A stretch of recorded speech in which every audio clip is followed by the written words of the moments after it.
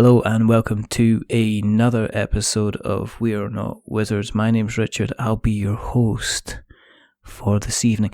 I have to be quiet because I'm actually sitting in a cabin in the kitchen in a cabin, and it's very, very dark. and I'm really and there's a ticking clock. And there's a madman making noises upstairs.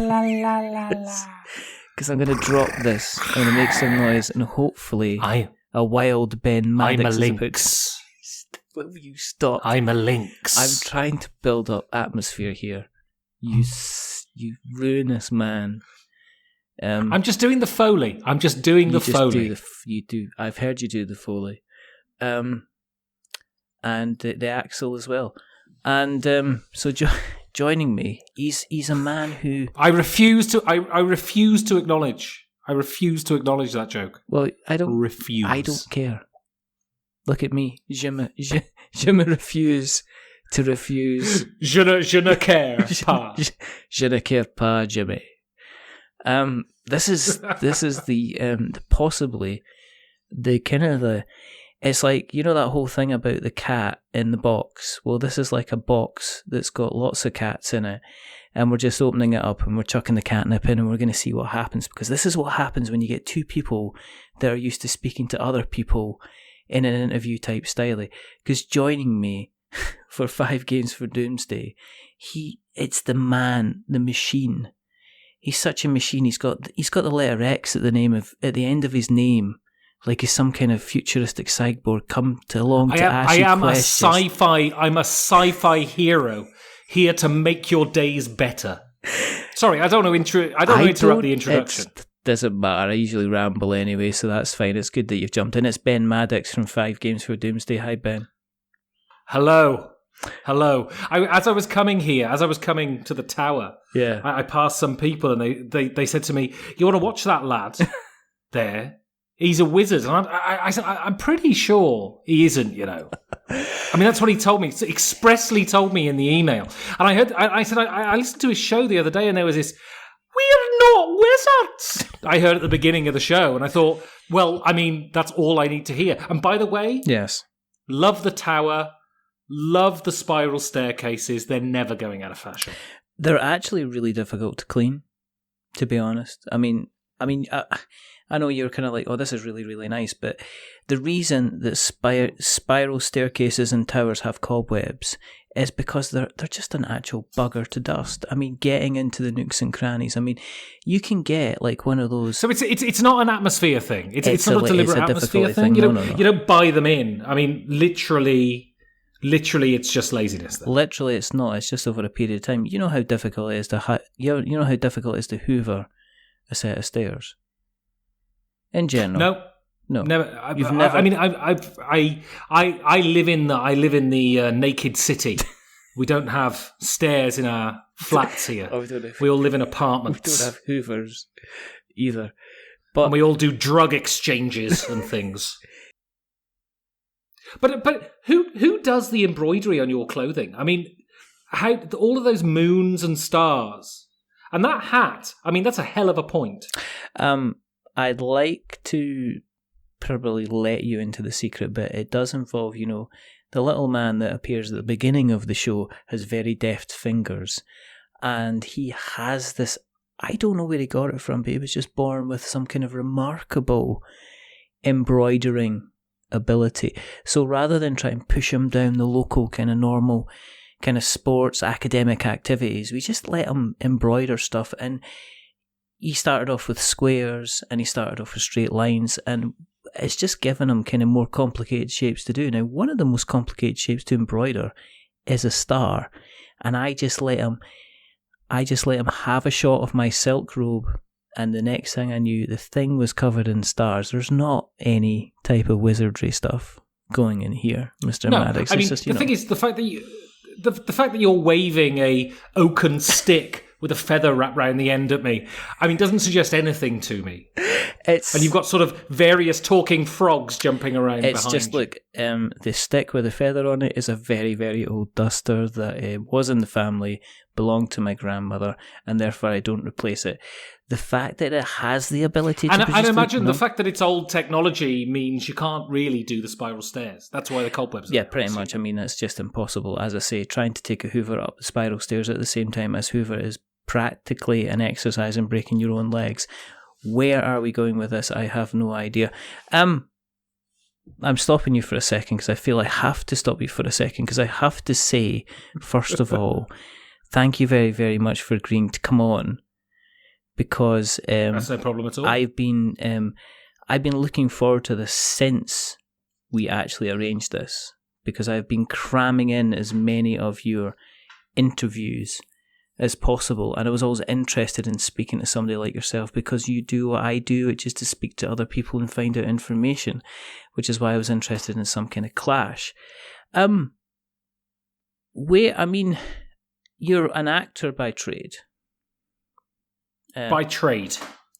So, I mean, was that going back to kind of like when you were a younger person? Was that something that you were always good at, or was that something that you fell into? Because I find that actors either you say, oh, he was the joker of the class, or it's like, well, I actually discovered once I got away from school and the confines of school and what I was doing, I ended up kind of getting involved in the kind of the creative media, the acting kind of scene, because I kind of came into my own. So where were you? Were you the kind of the little kind of, you the teacher kind of throwing chalk at you going, Maddox, will you behave and stop doing Charlie Chaplin in the middle of the classroom? You know, or were you the slow burner? Well, it was one of those things. You know, it's one of those things where when I went to drama school, I remember speaking with loads of the people I went to drama school with. Yeah. And they were all like, I've always had a passion for theatre. I've been reading Stanislavski since I was 3. And the reason I went to drama school is because I was poor. Mm. And I think I really wanted to do writing more than I wanted to do acting. But I was good at acting, and I got I was good at acting and I was fucking lazy, basically, which meant I got an unconditional offer to go to drama school, which meant I didn't have to pass my A-levels. So I thought, well, I mean, I could work to pass my A-levels, or I could spend the last 3 months of my 6th form getting stoned, you know. So it was clear what I was going to do. And so I always loved acting. I was always good at it. And this is a relative term, because I realised when I went to drama school, which is incredibly interesting, because I came from a town of 3,000 people, right? All right. And so I was the best in the town, because there was no one in the town, apart from farmers and alcoholics, you know. And I got to drama school, and it was really sobering, because I was surrounded by these people who were amazing. You know, I mean, loads better than I will ever be, you know. And so it was one of those things. I was always good at it, and I always felt really comfortable in a theatre. Even if the play is crap, even if the money's crap, there's something lovely about arriving at the theatre at sort of 6 o'clock before an 8 o'clock kick-off. Yeah. And just sitting in the empty auditorium, facing the set, and just sitting there and thinking, wow, I like being here. And I probably like being here more than I like almost anywhere else in the world, apart from maybe at the foot of a hill or the shore of a lake. You know what I mean? But did you find it natural? Was it easy for you to be acting? Because I know some people that, I know we joke before, it's like, oh, you know, do you want to do it? Well, I'll do it on the night. And it's like, well, it is the night. And it's like, whoa, okay, that's pretty good. But, I mean, when I was doing I know you're going to be like, oh, here we go. But I used to do kind of a lot of musical theatre. And I was the type of person I was pretty much the do it on the night type of person. I would get up, you know, within kind of like, you know, because the Amdram's like a hobby. And the reason it's a hobby is because people kind of take essentially a musical or a play that could probably be learned within a much shorter time, and they stretch it out over a 6-month period to give people somewhere to go on a Sunday evening or a Monday night. Christ, I cannot tell you because I did a lot of Amdram when I was a teenager, and the length of time you have to rehearse the show and let the show gestate and all of that is just bloody wonderful as a professional, because there's money involved, and because you have to pay the people to be there and you have to hire the rehearsal spaces, you get no bloody time. I mean, I did a production in Vienna of The Mousetrap, and the rehearsal time was 2 weeks, and I was playing the policeman, and basically the policeman doesn't come on for the first 40 minutes, but then he comes on after about 40 minutes and then is on the stage for the next hour and 20 minutes and doesn't shut his mouth. Yeah. And having 2 weeks to rehearse that was unbelievable. I mean, absolutely, the first night comes and I'm thinking, do I know what I'm fucking talking about? Am I going to just ruin this? And, it was all right on the night. But I mean, what I really found out about being at drama school is that I think what drama school taught me is not to be a good actor. Because I think to a degree, acting talent is natural, which is why I'll never be top draw. I'll always be bang average. Professional standards, probably better than most people who act. Yeah. Because most people who act are amateur, but, bang average. But what drama school taught me was the discipline. And people think, acting is this louche profession where everyone's pissed all the time, and that to some degree is true, but actors are meticulously punctual, for instance. Yes. Actors really work hard. They do their job. I mean, the reason you're punctual as an actor, is, especially in England, is that if you're late, they sack you. Because the job that you've been hired for, there are 10,000 people in the country who would happily take it in an instant, So you just don't. Yeah. So you have to be disciplined. You have to be there and present and do your job. I can't remember what the question was, but I'm basically saying I am great. Give me money. But is that your learning style? I mean, I'm not a wizard. But you probably are. I think we're going to establish that you're going to talk yourself into the fact that there's a question here about which one of us is a wizard, and I think by the end of it, they're going to answer, and they're going to walk away, and they're going to say, he's got the magical number 5 in his podcast name. That's the wizard kind of over there. They're going to be all pointing their fingers kind of at you. So, are you the type of actor that do you do character stuff? I mean, when you're learning stuff, is it a case that do you have to kind of go into character when you're learning stuff? Or are you the type of person that you would generally kind of learn the lines and then you would build it up to kind of build the character in? Because, you get different types of folk that, there's all different types of people that will say, right, okay, I need to learn the lines in my head and then I'll bring the character in afterwards. Or are you the type of person that says, right, okay, I'm 68 years old, I am doing this, and I'm going to bring the voice, I'm going to bring the characterization, everything like the kind of what they call the methody type style. Or do you not get that luxury because you're on a gig and you're just trying to get paid? Well, sort of as a professional, you generally don't get cast as people who are much older than you, much younger than you. Much different than you. Right. So you usually generally get cast in a certain range. Yeah. But I'm one of those actors that has this sort of irrational thing, and I think a lot of actors feel this, that I could be playing a child murderer, and if someone says, "Oh, your character's a bit of a despicable human being," I would go, "No, you don't understand him. Actually, there are aspects to his character that aren't that bad." I'm one of those people who sort of really, I think the key is you kind of have to identify with your character. And a lot of the work I do when I'm getting into character, for want of a better phrase, is just kind of knowing who they are, identifying with them, and bringing those aspects of my personality that link up with their personality. Yeah. And I guess playing a character is an act of empathy, is understanding. So it's saying I am playing someone. So I'm playing Hitler, who is sort of objectively terrible. Yeah. But I don't know if you've seen The Downfall. Yes. Right? But the way Bruno Ganz plays Hitler in that is he doesn't go, oh, I'm playing a villain. He says, I'm playing a human being who believes he's right, which makes that performance compelling. Yes. It makes that performance believable. And I think that's kind of the work that most actors do, is learning the lines is the sort of minimum requirement. What you do is the work you do away from the rehearsal room is thinking, who is this person? How would this person react to this situation? Do I know a situation in which I would react in a similar way? What does that mean? Do they laugh? Mm-hmm. Do they laugh when something bad happens to them? Do they cry? Do they scream? Do they shout? Do they go silent?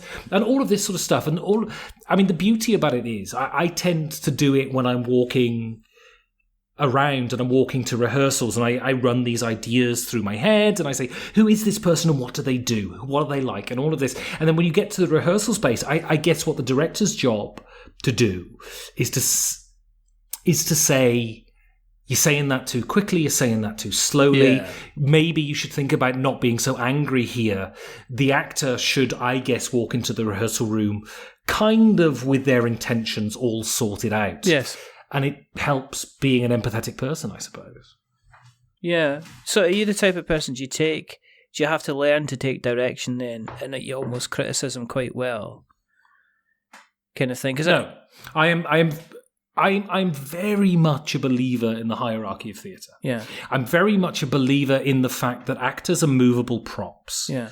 The director is the boss. Uh-huh. They are the dictator.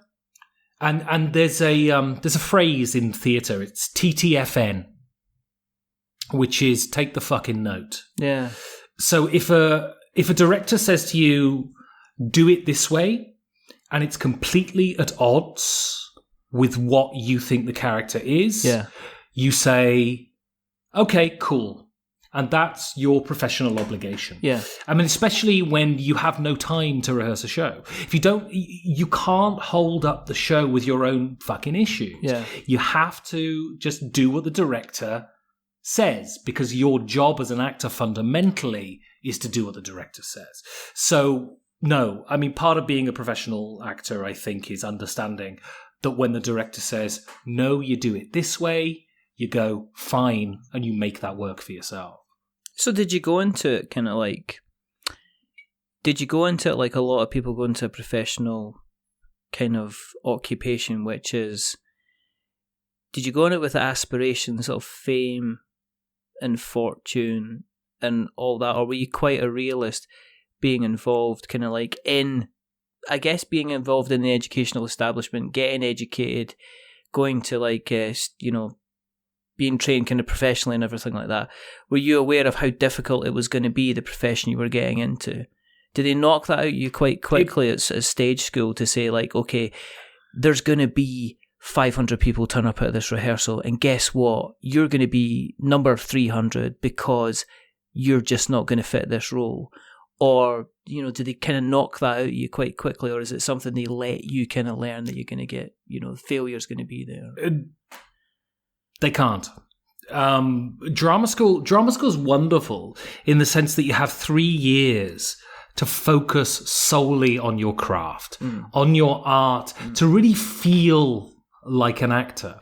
Then you go out into the real world. And, I mean, my first 3 years out of drama school, I had my heart broke over and over and over again for a myriad of reasons. It was absolutely horrendous. And I took it really poorly. I guess to some degree it's still true. I took rejection terribly, and I guess I still do to some degree.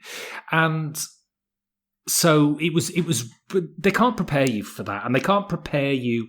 They can say to you, oh, you're going to be rejected for everything. The fact is, when you're at drama school, all you're thinking about is, when I leave drama school and I get a job at the RSC, when I leave drama school and I get a job in the new Steven Spielberg movie, when I leave drama school, it's all going to be wonderful. And then, for some people it is. Some people I went to drama school with who, and who were better than me, have had absolutely stellar careers. Yeah.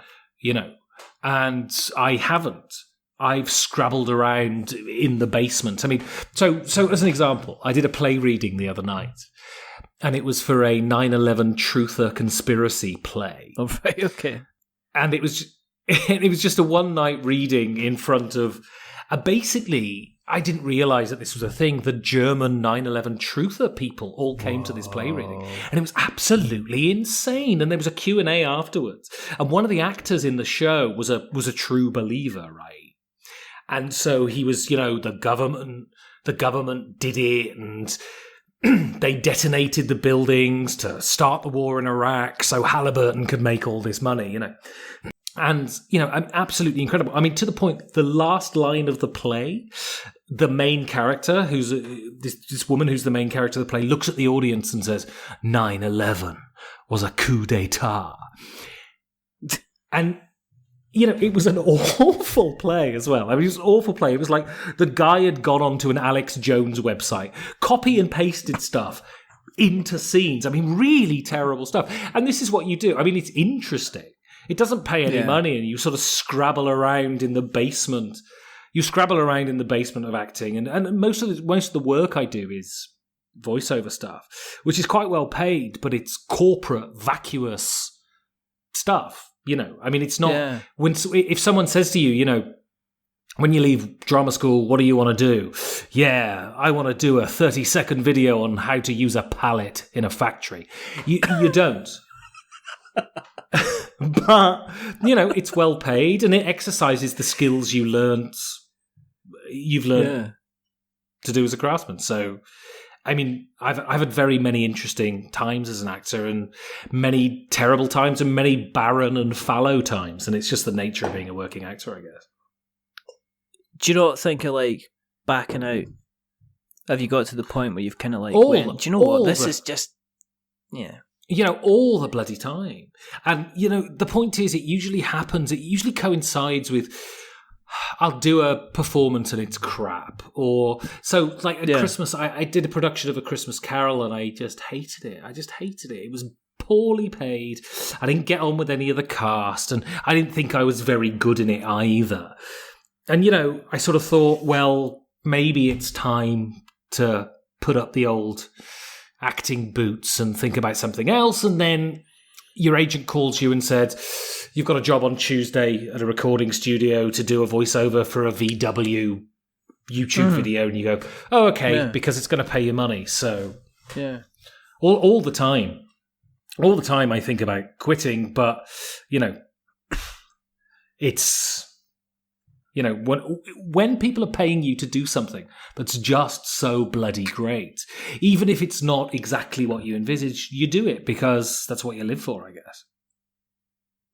Is that what pushed you into kind of creating your own stuff, to kind of bring back a little bit of control, so that you were not a case of you weren't relying on the creativity of others, that you were actually kind of saying, right, okay, I am going to decide what's kind of going out there. I am essentially deciding the words, the script, the direction myself.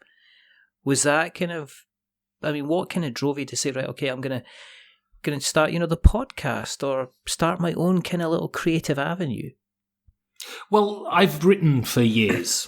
I've written a book which is sitting on my hard drive, 100,000 words, 7 years of work, and it's just sitting on my hard drive, and I haven't done anything with it yet. But what's that about? No, stop. You can't say you've written a book and then attempt to move on to something else. What is this book? It's a loosely connected set of short stories about people living in a small country town in the west of England, essentially. All right, okay. And it's just sort of the struggles of being in the middle of nowhere, being a human being, and trying to navigate through the world, and how bloody difficult it is, But have you always done creative things then? Yeah, has it always been something you've been doing then? Is you actually getting into the podcasting side of things? Is that just a natural kind of evolution for you? Was that always going to happen? It's one of those things, isn't it? I never really thought about doing a podcast till I got into board gaming. And then when I got into board gaming, I thought, there's an avenue here. I mean, I guess initially it was sort of like, God, without sounding dreadful, I kind of thought there's something I can do here that people aren't doing. Yes. That's a bit more interesting. And I mean, this is my third board game venture as a podcast. And the other two sort of didn't work out for whatever reasons. And, if you want to get into that at some point, I'm willing to dish as much dirt as you want. But this one, I want to do interviews with people in the industry, but I don't want it to be marketing. I'm just not interested in, although inevitably it becomes that. I'll explain the premise to the listeners who may not know the show. So basically the idea is I get people from the board gaming world. I've done Ignacy Trzewiczek, Rani Knizia, and it's basically Desert Island Discs. So they have Doomsday has come and they've had to flee to a cabin in the woods and they can only take 5 of their games with them. And through that, you sort of learn about who the person is, what are their origin story. With certain people, I go off into other areas that aren't gaming and talk about their careers and things like this. Other people like Rani Knizia, because he's like a legend in the industry, it's very sort of gaming focused. And through these interviews, I'm not interested. I mean, if people want to pimp their latest game, that's fine. But I tell them beforehand, this isn't going to be an hour of marketing. I want something interesting. I'm going to talk about things that I think people would be interested in about you as a person. Now, at the end, if you want to crowbar in, buy my game tomorrow, that's all good. But I found that mostly board game media was reviews or watch your new Kickstarter, which is fine, but I'm just not interested in doing that. And because I came off a project which was a partnership that ended really sourly, sort of publicly sourly too, I thought I want to do something. I mean, as much as to say to my former partner, fuck you, as much as anything. I want to do something, but I have to do it on my own because I just don't trust anyone else, certainly at the moment. So I want to do it on my own, so what can I do? And I came up with this idea, and I thought, that's a nice idea. And I can speak to, I know loads of interesting people. Through the last podcast, I got to know a lot of really super interesting people. And so I thought, great, I'll do that. And it means I take more of a back seat, but at the same time, that's fine, because frankly, who the fuck am I? Yeah, I mean, I see where you're coming from. Sorry about this as well. You're probably going to have to beep this or put an E rating. But no, it doesn't fucking matter. Boom. No, I mean, that's where I was kind of aiming for. I think it happens sometimes, and it doesn't happen sometimes. It depends on the nature of the person. I mean, I don't, I get asked the question all of the time when we have the interview, right? What are we going to talk about? What are the main points of discussion? And I don't know if it's because other people put together exhaustive show notes and say, here's the 5 points you want to talk about. And normally my show notes go along this lines. First of all, I very rarely give show notes apart from the kind of the housekeeping stuff to say, this is how we record. Yeah. And on the other side of it, I never try and lead people. I think if people have a story, that kind of story naturally comes out. And sometimes it's about making people kind of feel comfortable in the conversation, because not everybody, and you forget this sometimes, that not everybody that's appearing on a podcast is doing it because they want to. Some people are appearing on the podcast because they've been told as part of, they're exercising marketing to help their game. They should be speaking to X number of people in order to help kind of get the exposure. So there's a lot of people that aren't comfortable when they come on the show. And I think job... Christ, you're dealing with board game people, and it's not I don't want to say that all board game people are socially awkward, but I mean certainly there's a constituency in board gaming of people and designers that I've met who are lovely people, but are not comfortable in front of a microphone and not comfortable in front of a camera. No. So it is an issue, obviously. And it's finding where they are comfortable. And sometimes it's like it means leading them into a conversation which has nothing to do with what they're there to talk about. And sometimes you'll find, I mean, I usually aim to record for an hour, and I usually aim to edit out as little as possible, because I think sometimes it takes away from the general conversation. But I mean, sometimes I will start off a conversation and we won't even speak about or talk about board games for that length of time. It'll be a conversation like this. I'll be talking about you, and I think that makes you kind of comfortable to a point where it then moves it away. It's like the whole Christian Guru Murphy thing, talking with Richard Ayoade about kind of talking about his book and saying, I have to ask you a serious question in order so that we can talk about the advert and, that kind of thing. But I don't know. I think that, I didn't get into this trying to be something different, We're very different in our styles. We were sort of talking about this off mic, but I write almost every question I ask is pre-written. Just because I don't like to walk a tightrope without a net. Whereas you seem completely comfortable with that, and that's great. And I think it elicits a slightly different product, if you know what I mean. So yeah. And this is not a qualitative thing. I think what you do is great. I've been listening to you a lot over the last few days, and it's really not difficult to do, as you put out about 37 podcasts an hour, and 35 this week, because it is a shorter month in February. Exactly. So scheduling, But it's one of those things where I listen to your interviews, and they to give a sort of popular sort of comparison, they feel much more like a sort of Joe Rogan sort of thing, where the mics go on, there's no pre-planning, you just, you're sat opposite an interesting person, let's have a conversation. Whereas I'm sort of very focused on kind of what it is about that person I want to talk about, and I'm scared shitless that I'm going to get sort of 20 minutes in and they're just going to clam up, because I don't have the reservoirs of creativity that you do. I mean, I assume it's some sort of Patronus that you conjure up. It's I mean, in a technical sense, it's not. It's kind of a CB thingy. It's a subliminal message spell that we send. You haven't noticed it, but potentially you are able to be in a relaxed state, and you are able to just filter your mind. It's kind of taught very early on at wizard school to persuade people to not think you're a wizard. So it's you're technically kind of under a spell, but it's kind of a relaxing type thing. So it kind of works. Frankly, any attention is good attention, even if you're manipulating me mentally. That's fine. I think it's fine. I mean, you will find a lot of wizards are in sales, because generally, the art of persuasion is something that a wizard kind of does kind of very, very, very, very well. Have you been in the situation where you've had to kind of drag out the conversation into a different direction, where the questions haven't entirely worked?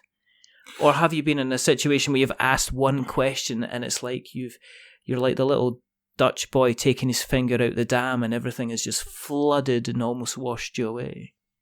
There are some people, and actually to their credit, most of them. So I do extensive editing on my show. I edit out. I like to have some shows. It's just inevitable; they're going to be longer. But I like to sort of have between an hour and 15 minutes, and so I edit to that. And actually, most people say you're going to have to bear with me. I talk a lot, if they talk a lot. Mostly, people are great. Occasionally, you'll ask a question that just bombs, and they'll give you a one-word answer. I'm usually good at following up on that, improvising, and say, so why does that answer merit that? No, it's actually, I have found mostly that it's more of an issue of people not shutting up, as opposed to people clamming up and not answering questions. I think people love talking about themselves, right? And Yeah. rarely get the opportunity. And I think within the board game world, because it's such a nascent industry, because it's only sort of clambering out of the sort of ad hoc amateur world into sort of professionalism, you find these people who are, I mean, you know, the equivalent of New York Times best-selling authors who've never done a bloody interview before, you know, or have done very few interviews. And once you get them warmed up, I think they love it. I mean, it was really interesting when I interviewed Rainer Knizia. For the first 5 minutes, I thought, this is going to be an absolute bloody disaster.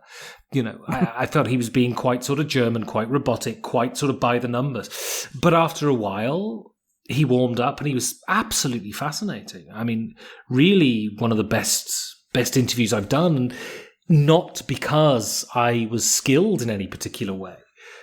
And in the same way, I think you developed quite a sort of relaxing atmosphere. I think the way I do it is momentum. I keep asking questions until I hit on something that people are going to talk about, you know. Yeah, I mean, I do deal with people. I mean, you talked, you know, the person that's all of a sudden discovered you got a New York Times bestseller. I am sometimes speaking to people who have gone from absolutely nothing to all of a sudden running a 6-figure Kickstarter campaign. Right. You know, that all of a sudden they have, you know, somebody said, right, they all of it. I mean, you know, there's a list of people, you know, your Frank West who did City of Kings, there's Mark Neidlinger, who did Vindication, and they went, and, you know, Peter Blenken at Subterra, and they went from running, you know, putting a Kickstarter out there like everybody does, expecting a funding goal of 10,000 whatever, and they romped home at 6 figures, and all of a sudden people are picking up on their campaign and they're getting asked to be on interviews, or somebody says they should be going and doing interviews, and they're like, I'm just a board game designer, I have no idea how to really speak about it. And then they enter into the kind of the robotic kind of, I'm just going to talk about, I'm comfortable with the gameplay, I'm comfortable talking about the mechanics, I'm comfortable talking about the design process. And I think my way to look at about it is, as I said, I'm interested in the person behind it, because I'm always conscious that, and maybe this is where my ego comes in, is I'm always conscious of maybe the last couple of podcasts have been in, that's all that's happened, is all they've been asked about is the gameplay, all they've been asked about the mechanics, and nobody's actually asking, well, shit, you're doing like you've done $100,000 in like the space of 2 days, how are you feeling about that kind of thing? Where are you mentally? Are you sure, you know? I mean, my goal is to do the exemplary interview of these people, to sort of, I mean, without wanting to sound hugely pretentious, to have this sort of notion that if, you know, when, God forbid, Rainer Knizia dies, and people say, who was this guy? They can go back, and there is something there that is a record of who the person was, what they did, and what motivated them as an artist. And this is the thing, I think I see board game designers as artists, and so I approach them in that way. So I want to know about their motivations. I want to know about their process, because I'm super interested in that myself. You know, when I think of J.G. Ballard, you know, he went to his writing desk at midday, and every hour he would ring on a bell and someone would bring him a scotch, and he'd have a scotch at the top of each hour when he was writing. And, you know, Roald Dahl would sort of walk out into his garden, and he had a shed. I mean, a posh shed, but nevertheless, a shed in which he wrote all of his stuff. All of that stuff is super fascinating to me. And I mean, you had, you know, Elizabeth Davidson on, who is, if we're talking about New York Times bestsellers, I mean, she had an article in the New York Times just the other day. And Wingspan is, you know, Wingspan is this huge, I don't know, board game equivalent of White Teeth by Zadie Smith, you know, this thing that just explodes. And suddenly she's gone from, I mean, it's really interesting reading the New York Times article, because she had a super interesting career just outside of board gaming, but suddenly she's become this name that is on everybody's lips, and this thing is, you know, changing this idea of scientifically rigorous board games. They've been around for ages, but I don't think any have sort of touched the zeitgeist in the way that Wingspan has. And it's going to presage this sort of, I assume, cavalcade of scientifically rigorous games that deal with biology and chemistry. And I think that's just fantastic. And you get to, and because board gaming is so bloody parochial and still sort of climbing out of the ad hoc into the professional, you get to speak to these people. I mean, I know Ignacy Trzewiczek, and what people don't realize with Ignacy is he essentially invented gaming in Poland. Before the Iron Curtain fell, there was nothing. And he was the first RPG writer that came in Poland. He is essentially Polish gaming, which is bloody incredible, right? An absolute living legend. Yeah, I mean, the thing with Elizabeth is it's kind of been like a perfect storm. And it's interesting the circumstances that are surrounding the game that they're getting so much publicity because she was, I think she was involved in politics. Yeah. When I was speaking to her, that's what she did. And she says that was my professional career. And then she got into her professional career working in the government. And she turned around and she went, this is rubbish. I don't like doing this. And then she fell into kind of board games and that. And then she's kind of made Wingspan. And I think the interesting thing is I've already seen comments about people are saying, well, you know, Wingspan, is it going to be still here in kind of like 6 months? And it's a case of, well, it's probably going to be here in a couple of years because it's very rare that something that gets that much exposure kind of into the public domain kind of just disappears. But it would be interesting to see.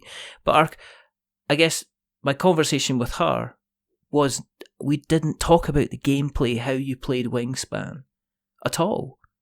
Because I was going to be aware there was going to be so much media coverage of gameplay videos and review video, and I was just like, and I mentioned it to her afterwards. I says, yeah, I purposefully stayed away from actually talking about the game. It's one of my bugbears. You know? It's one of my bugbears, and I went on Twitter in a rare sort of act of frustration. I know it works for some people, but I don't like to air my grievances on Twitter. I think it's unseemly.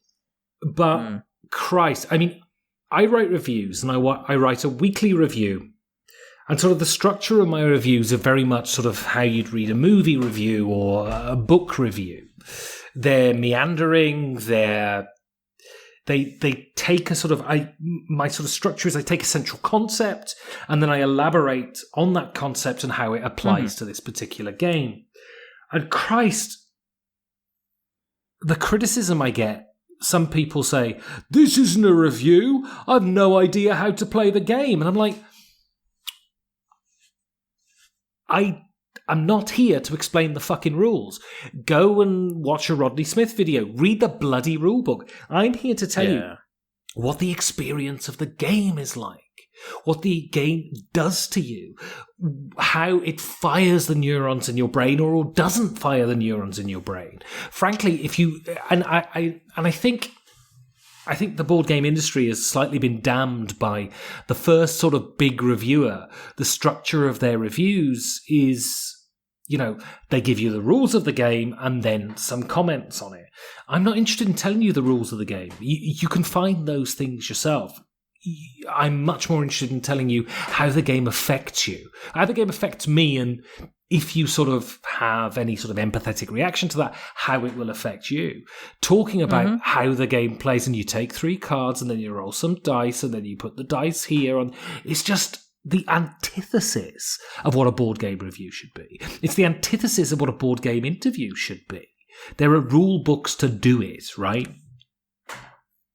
But you used to see, back in the days of the early kind of video game and computer game days, you used to see that. You used to see it was the same kind of thing. It wasn't until, I think it was like the Edge magazine came out, where they kind of started to drift into kind of like the emotional kind of response. And I think that's the maturity that board game media needs to grasp on. is the kind of getting into the point where it's kind of like, this is how this game is going to make you feel. You know, it's like if I wrote something, say, about, like, say, Letters from Whitechapel, I would probably talk about the tension that was created in the room with the police trying to find Jack the Ripper. There's no point in going, because the mechanics themselves are fairly dull. You know, have you ever read a fucking rule book? Christ, it's boring. I mean, most of the writing in board gaming is terrible, but I mean, even the flavor text is usually dreadful.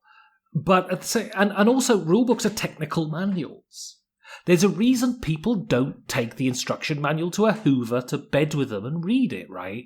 It's not interesting. I mean, it's slightly different with board game rules, I guess, in the sense that you can imagine the fun you may have. But I've never been one of those people who can read a rulebook and say, oh no, I know whether I'm going to like this game or not. I mean, the fun I extract from a game bears no relevance to how the rules are as written to me.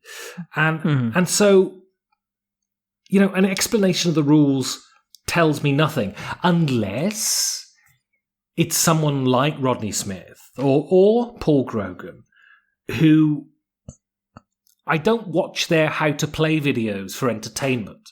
I have the game, I want to know how to play the game, so I'll watch their video. It's purely utilitarian. And I think the way we talk about games needs to change from utilitarian to criticism, whatever that means. But talking about how the games affect you as opposed to how they play. Because that's not bloody interesting, fundamentally. And I think it will change. And it's starting to change with the shift in game themes. Something like Holding On, which is just the most incredible thing to come out of gaming ever. Oh, you're holding it in your hand. I'm holding it in my hand. It's on my mic. It's on my mic. I mean, such an audacious and brave and absolutely shattering experience of a game. What cinema is, what video games are, board gaming is becoming, and I think the commentary around it will become that too. And I hope that I'm contributing to that. That's my absolute intention, to write things that are engaging and interesting. And frankly, I love the interviews, and I think they're valuable, but I'm in it for the writing. It's the writing that really fires my cannon. But the Holding On is a perfect example of a review of a game that needed some kind of emotional input in it and how it made the player feel. Because I've read reviews that talk about the mechanics of how you play The Troubled Life of Billy Kerr, and if they're measuring the game by the mechanics and how it plays, I've seen complaints of people saying it's bloody unfair. It's really, really unfair. It's such a frustrating game. You get halfway through kind of playing, and then all of a sudden it's like the deck's against you and you just lose, and that makes it frustrating and terrible. And yet they're missing out the key fact of the story and the emotions and everything that's built around it. And it's like, it is one of these games that I think, if you talk about the mechanics and whether, you know, you're plotting a graph as, are the mechanics fun of it against it, are the mechanics effective, it's like you're going to miss out on the key point of this game. And the people that have reviewed it and really liked it and been passionate about it have said it is the story that involves around it. It's the it's how it affects you, kind of thing. I'm a Eurogamer. I love rigorous mechanics, but I remember I was playing Holding On, and there's this one card, and he stood in the kitchen on the phone, a pudgy middle-aged bloke in a pink t-shirt and boxer shorts, and he's talking on the phone to someone.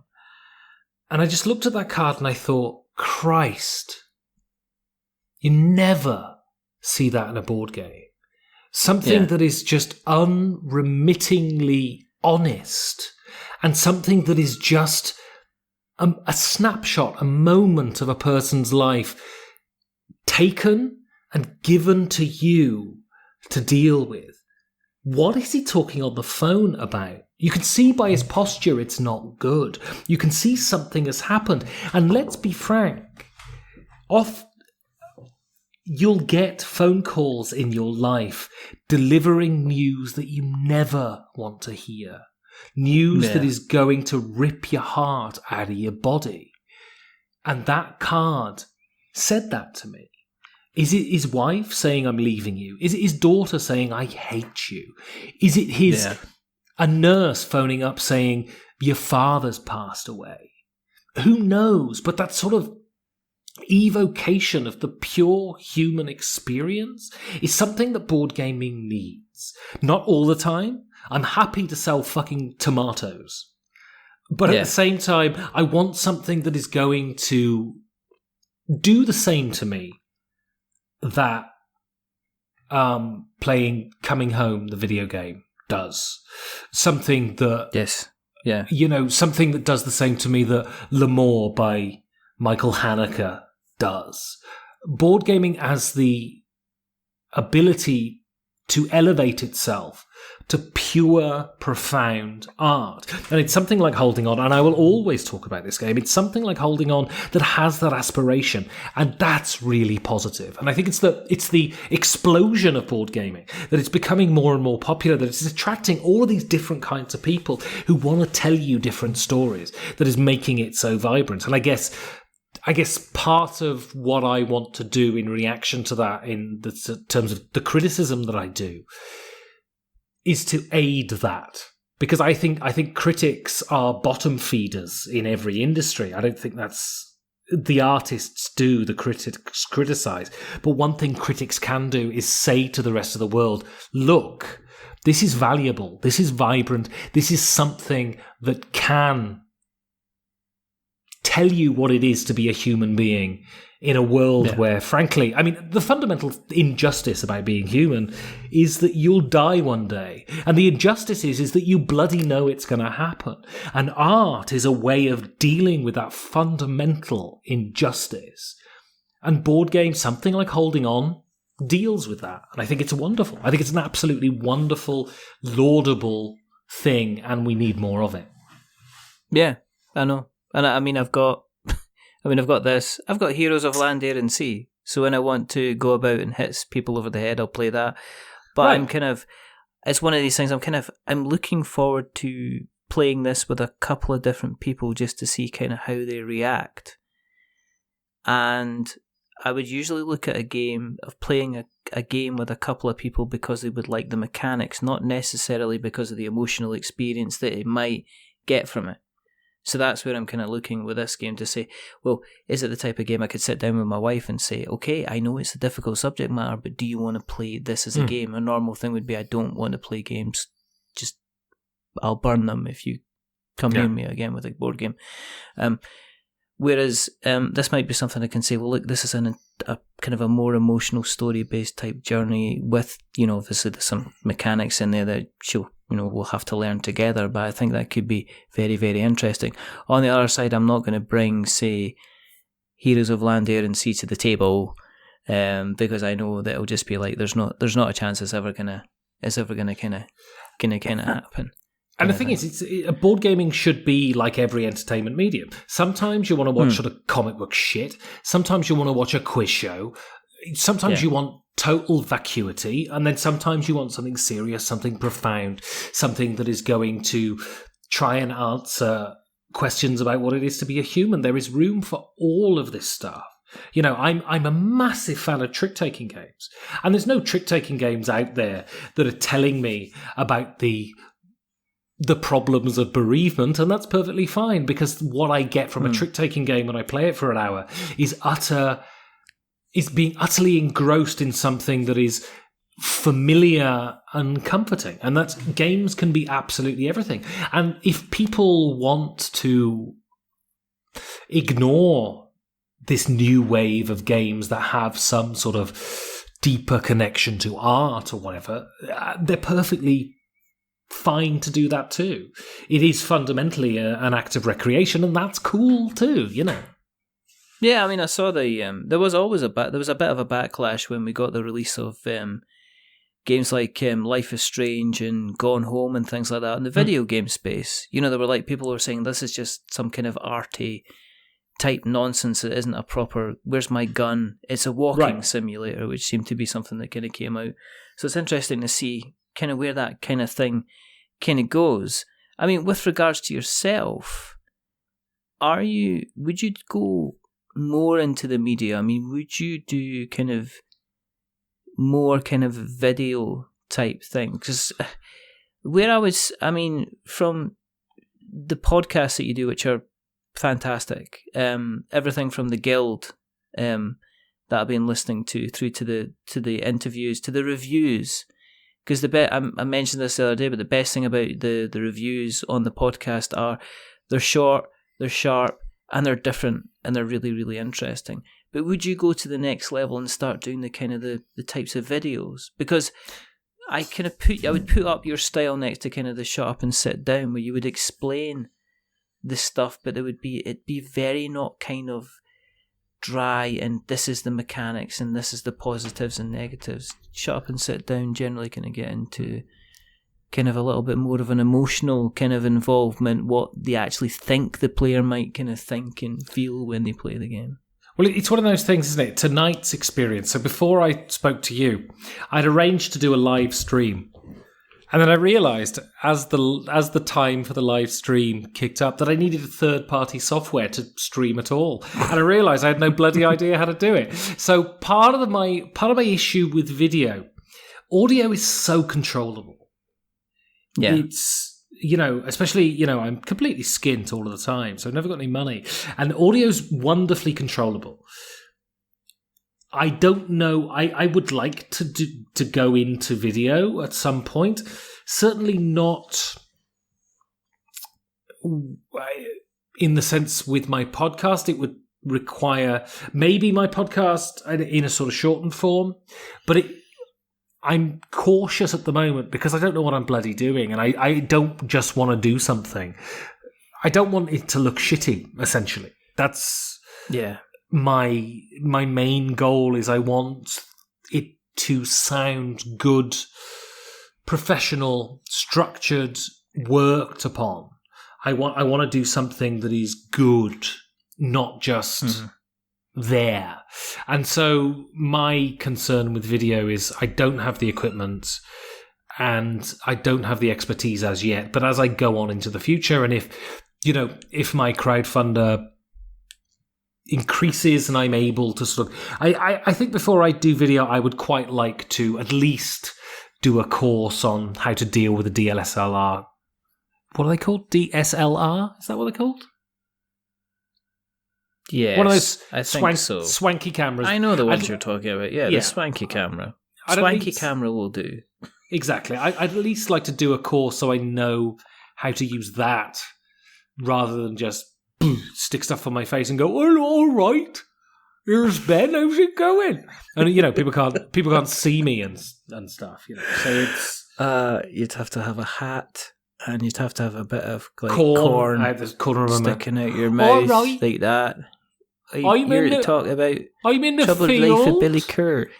So this bloke like Billy Kerr, he's a right miserable old bastard, isn't he? Just because he had an heart attack, he needs to bloody cheer up, didn't he? Thanks you for listening to my review. Out in a tractor and stuff like that, Thanks for coming to my TED Talk. When my bloody combine broke down, I didn't moan. I got on with it. You didn't moan at all. You got straight up again. I fixed the bugger and then I did the top field. So Billy, shut your bloody mouth. You haven't given me my spanner back, though. You haven't given me my spanner back. I'm still looking for that. Don't pretend you haven't stolen it. That's because I stuck it up my ass. I'll come and get it later then, won't I? Because it is Tuesday. I don't know where to go after we've talked about sticking tools for tractors into bottoms. If people want to keep an eye on where you exist on the internet webs, where do you exist on the internet webs, Mr. Maddox? On all of the webs. So the most important ones, because I try to engage with Facebook, but frankly, fuck Facebook. Twitter At 5 games. Indeed. You can't find the spanner where I've stuck it in Facebook. So it's at 5 games for Doomsday on the Twitters. My website is 5gamesfordoomsday.com. And yeah, all of the stuff's there.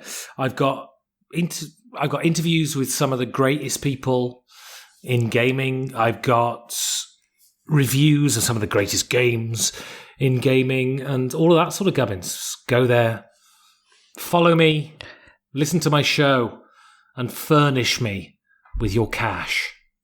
Yes, go to Patreon. Is it patreon.com/5 games for Doomsday, isn't it? 5G for D. 5G for D. So Ben does stuff. It's like us, but it's imagine if us went away for a bit and actually got a bit of an education about us and knew what we were doing. That's Ben. Just imagine if, this was a podcast hosted by someone who isn't a wizard. Imagine. Imagine that indeed. Thank you for that. He just flicked the V's at me for all the American listeners. That won't mean anything to you. Bird. No, it was like, it was my magic wand. And what we'll do is we'll take those links and we'll put them in the show notes so we've got notes to show if you want to keep an eye on what we're up to. Yes, you bloody will. I'm only here for the publicity. Exactly. And to sell my new book. If you want to keep an eye on what we're up to, go to the internet, search for We're Not Wizards, you'll find us. Twitter and Facebook and Instagram and our website and our blog and other places. If you like us really, really lots, we're on Patreon as well. But give money to Ben. Oh, give it to me first. Literally, I'm skint. Believe me. Just give it to Ben. But then if you want to do something for us, there's 2 things you can do. First of all, go and tell somebody else about us, Secondly, go into the Apple Podcast, consider giving us a rating or a review. If you are going to be giving us a rating or a review, search 5 Games for Doomsday and give that like a rating, but don't give it 10 stars, because that'll make Ben big-headed. But don't give it 1 star, because that'll make him cry. Give him 5, because it's in the middle, and it's a bit average. And, Ben... Yeah, and nothing if not average. Nothing if not average, just like our good selves, that's not true, because he's not average, is he? He's been absolutely wonderful. He's been absolutely fantastic. And we thank you so much. He's praying at me now. Some time with us. Why are you praying at me? I'm going to moon at you in a second. Don't infect me with your Presbyterianism. You're lucky I'm not wearing my magic kilt. There's only a couple more things to do. First of all, thank you very, very much for coming on. It's been a pleasure, sir. Also, I've learnt some new spells. I've got a new robe. It's very exciting. There you go. Exactly. You can levitate, because we did that before the show. And I can sit in a glass box on a bridge for no reason. And if you've not got a glass box, you can pretend to be in one as well. Oh my God, are you in a glass box? No, that might be miming magic. That might be the finest mime I've ever seen. Bearing in mind that mime is the literally fucking worst thing that's ever existed, puts that mime into context. Oh dear, there's only 2 more things to do. Just to remember that we're many things, but we're not wizards. Are we wizards, Ben? The jury's out as far as I'm concerned. With that mime, who knows? Patronus! Thank you. And the second thing is to say goodbye. So it's a goodbye from the rather wonderful, the rather fantastic, the rather questionable Ben Maddox. Say goodbye, Ben. Auf Wiedersehen. And it's a goodbye from me. Remember, stay safe. Roll 6s.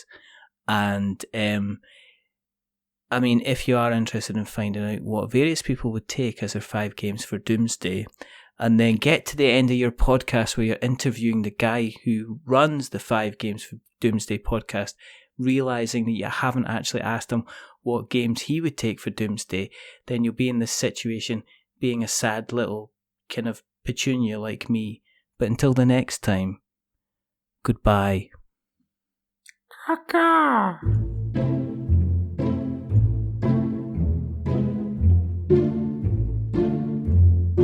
A wizard is never late.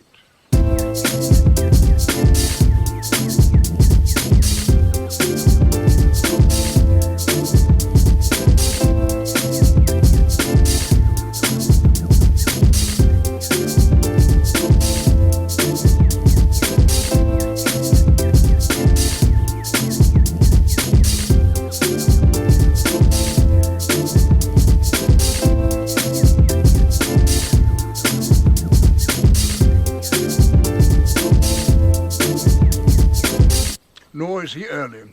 He arrives precisely when he means to.